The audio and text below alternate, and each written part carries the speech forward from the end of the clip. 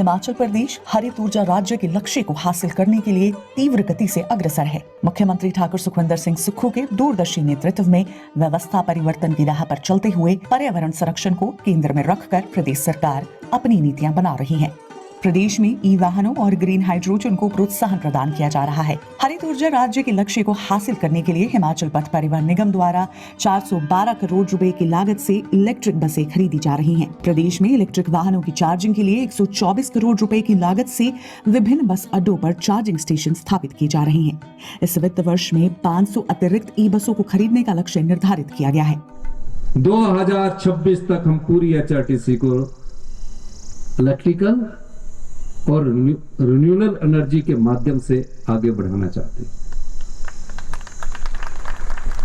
मैंने अभी चर्चा की है, आरंभिक चर्चा की, हम ग्रीन हाइड्रोजन पर भी जाएंगे और आने वाले समय में हिमाचल प्रदेश ग्रीन हाइड्रोजन के मामले में आगे बढ़ने जा रहा है।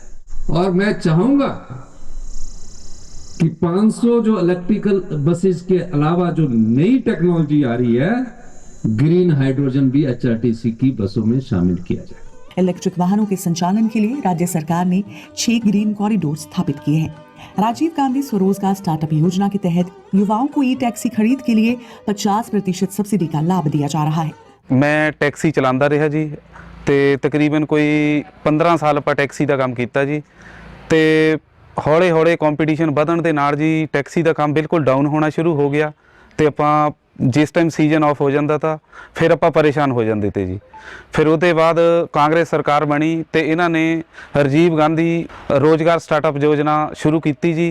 उस तो बाद आप ये अपलाई कर दिता तो अपना चलो नंबर भी आ गया जी। फिर सरकार ने सानू अपने गड्डियां दित्तियां जी, त्यागो इलैक्ट्रिक गड्डी है जी, पूरी चार्जिंग ने नाल चल जी है। तो ये साडी एक्सीयन हरोली दे नाल अटैच हुई थी। तो ये साडा 50,000 रुपया महीने का सानू देना जी, प्लस GST। तो ये गड्डियां साडियां सानू सुक्खू सरकार ने सानू दित्तियां जी। तो उस तो बाद साडा कुछ अपना सैटलमेंट वधिया होनी शुरू हो गई जी। सब रोजगार स्टार्टअप योजना जिहड़ी कांग्रेस सरकार ने चालू की जी, ये बेरोजगारों वास्ते वरदान सिद्ध होगी जी। मेरा चयन राजीव गांधी स्वरोजगार योजना के अंतर्गत हुआ है। ये मुझे ई टैक्सी व्हीकल प्राप्त हुआ है, जिसमें गाड़ी की कीमत 13,19,000 थी और मुझे 7 लाख की गाड़ी ये पड़ी है।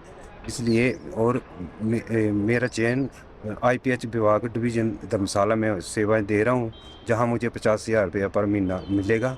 इसलिए मैं सुक्खू सरकार, हिमाचल प्रदेश सरकार का सदा आभारी रहूंगा। सौर ऊर्जा मुहिम के तहत प्रदेश में सौर ऊर्जा परियोजनाओं को जनता को समर्पित किया जा रहा है। जनजातीय क्षेत्रों में 250 किलोवाट से 1 मेगावाट तक के सौर ऊर्जा संयंत्र के लिए 5% ब्याज उपदान की सुविधा दी जा रही है। पांगी घाटी के धनवास में लगभग 10 करोड़ 50 लाख रुपए की लागत से निर्मित होने वाला 1 मेगावाट क्षमता का सौर ऊर्जा संयंत्र क्षेत्र के लोगों को निर्बाध बिजली की आपूर्ति सुनिश्चित करेगा। राज्य स्तरीय स्वतंत्रता दिवस समारोह में मुख्यमंत्री ठाकुर सुखविंदर सिंह सुक्खू ने सोलर पैनल सब्सिडी के लिए 61 करोड़ रुपए और बेरोजगार युवाओं को ई तपहिया वाहनों के 2000 परमिट जारी करने की घोषणा की है। हमने पहले ही बजट में हिमाचल प्रदेश को देश का पहला ग्रीन एनर्जी स्टेट बनाने का संकल्प लिया है। यह सिर्फ घोषणा नहीं है, बल्कि प्रदेश के बेहतर भविष्य की दिशा तय करने वाली एक ऐतिहासिक प्रतिज्ञा है। इस कदम से आज युवाओं के लिए स्वरोजगार के हजारों अवसर पैदा हो रहे हैं। मैं इस अवसर पर E3 व्हीलर्स के 2000 परमिट जारी करने की भी घोषणा करता हूं। हमने जनजातीय क्षेत्रों में 100 किलोवाट से 1 मेगावाट तक की सौर परियोजनाओं के लिए 5% ब्याज सब्सिडी देने का प्रावधान किया है, जबकि गैर जनजातीय इलाकों में इन सौर परियोजनाओं के लिए 4% ब्याज सब्सिडी दी जा रही है। इन परियोजनाओं में बनने वाली बिजली हिमाचल प्रदेश बिजली बोर्ड खरीदेगा, जिससे युवाओं को अश्योर्ड इनकम मिलेगी। इस योजना के लिए मैं 61 करोड़ रुपए देने की घोषणा करता हूं। प्रदेश सरकार के सतत प्रयासों से हिमाचल शीघ्र ग्रीन फ्यूचर के लक्ष्य को हासिल करेगा।